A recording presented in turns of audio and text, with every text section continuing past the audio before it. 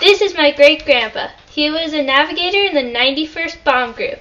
He was based in England from 1942 to 1945.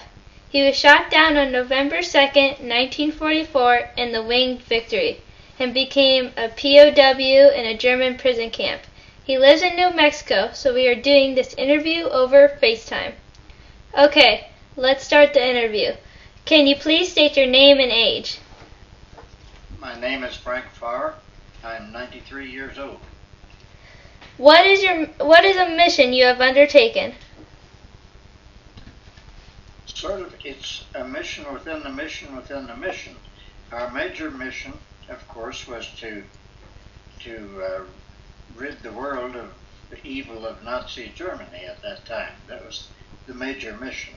Mine, as a navigator and a bomber, was to do my little part in that destruction of the Nazi war machine. Within that mission, we called each of our flights a mission. So I suppose you might say that my overriding mission was to help rid the world of Nazi Germany. How did you accomplish this mission and achieve your goal? Well, the mission was not completely accomplished until after I became a prisoner of war. But my part of the mission was bombing strategic military targets in Germany, and I was a navigator on the airplane, so it was my job to know exactly where we were at all times and to be able to tell our pilot where to turn and how much to turn to get to where we wanted to be. What challenges and risks did you take, and how did you overcome these challenges? A major challenge for me, I was wounded on my second mission. That's pretty scary.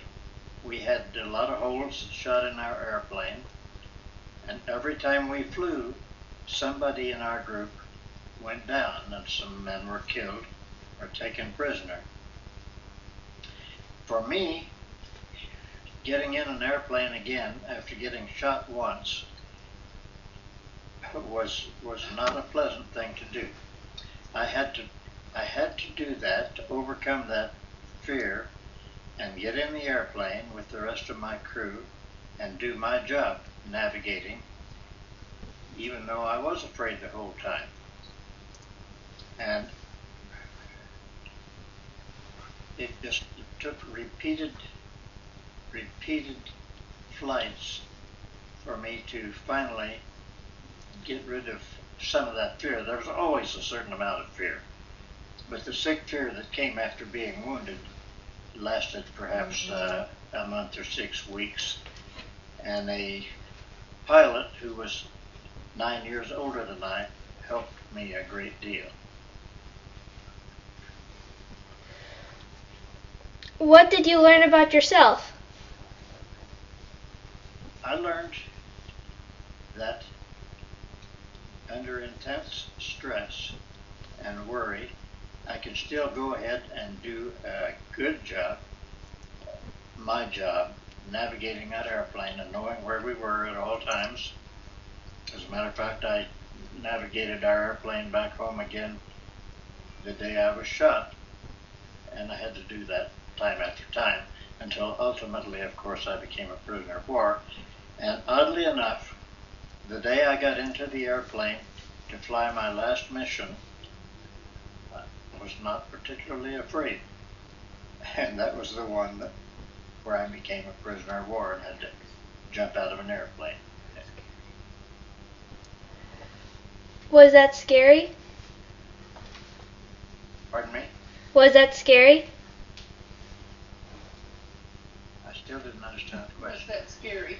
Oh, yes, was it scary? Yes, indeed it was. I jumped out of an airplane. It was on fire. Our airplane was burning and about to explode. And I jumped out of the airplane, waited a long time to open my parachute.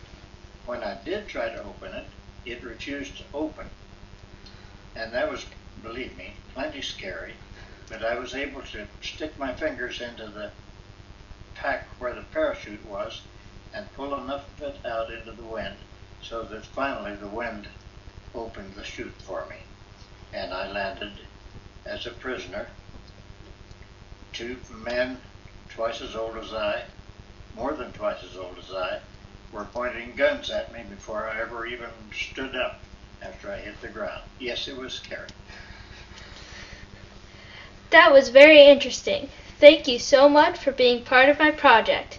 Is it okay that I end this interview with a song you sang titled Will the Circle Be Unbroken? Are you going to do that? Yeah. All right, go ahead. And before I leave you, I want to tell you thank you for having me do this. I'm honored. Now you head and play my song.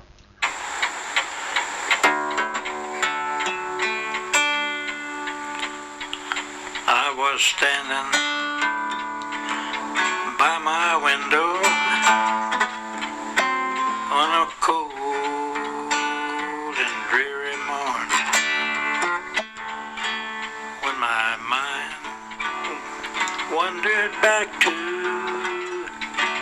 those flights from Bassing Bourne.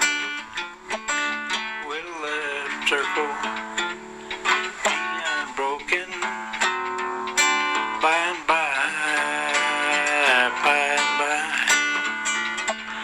Will our crew be back together in the sky?